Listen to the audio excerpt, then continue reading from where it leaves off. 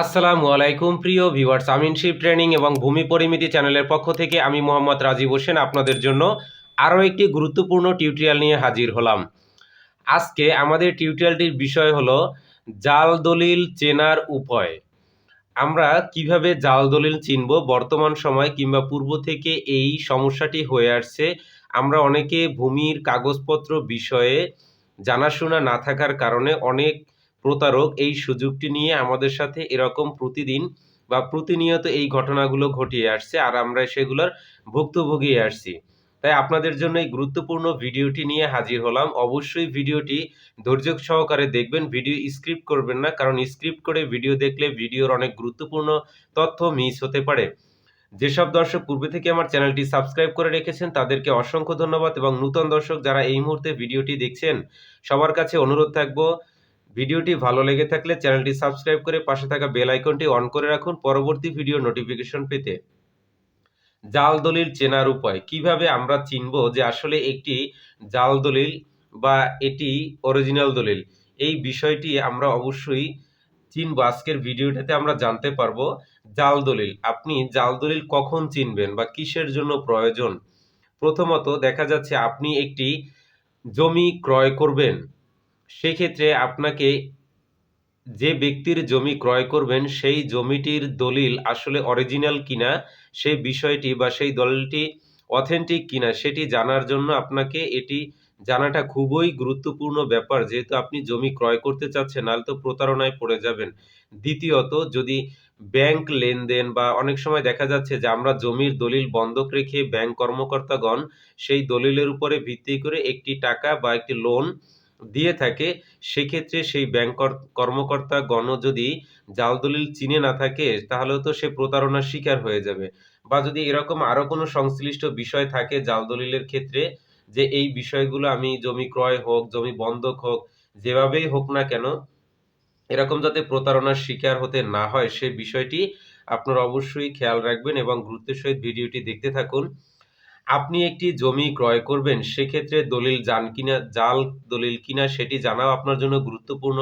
ঠিক তেমনি আপনি যদি ব্যাংক কর্মকর্তা হয়ে থাকেন, সেক্ষেত্রে কাউকে জমি বন্ধকের মাধ্যমে টাকা দিবেন, সেক্ষেত্রে জমির দলিল জাল কিনা সেটা আপনার জন্য অনেক গুরুত্বপূর্ণ ব্যাপার জাল দলিল চেনার জন্য। এখন আমরা কিভাবে চিনব জাল দলিল? জাল দলিল চিনতে প্রথমে আপনাকে যে কাজটি করতে হবে, যদি আপনি কারো জমি ক্রয় করেন, যদি উনি আপনাকে একটি দলিল দেখায়, সেক্ষেত্রে আপনি দলিলটি ওনার কাছ থেকে নিয়ে একটি দলিলের ফটোকপি নিয়ে নিবেন। পরবর্তীতে দলিলের ডান পার্শ্বে কর্নারে, সেটি হতে পারে একদম উপরের দিকেও কিংবা একটু নিচে, একটি দলিল নাম্বার থাকে, সেই দলিল নাম্বারটি আপনাকে নিতে হবে এবং দলিল নাম্বারটি নিয়ে আর দলিল নাম্বারের সাথে হচ্ছে দলিল সম্পাদনের তারিখ।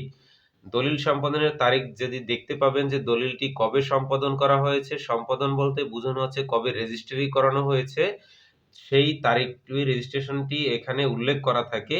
এই দুটি তথ্য নিয়ে আপনাকে প্রথমে চলে যেতে হবে হচ্ছে উপজেলা যে সাব রেজিস্ট্রি অফিস আছে আপনার এলাকাতে, সেখানে আপনি চলে যাবেন। সেখানে গিয়ে সেই উপজেলা সাব রেজিস্ট্রি অফিসের ভলিউম কিংবা বালাম বইয়ের যে আছে সেই নাম্বার দুটো দিয়ে সেখানে আপনাকে একটি তালাশি দিতে হবে।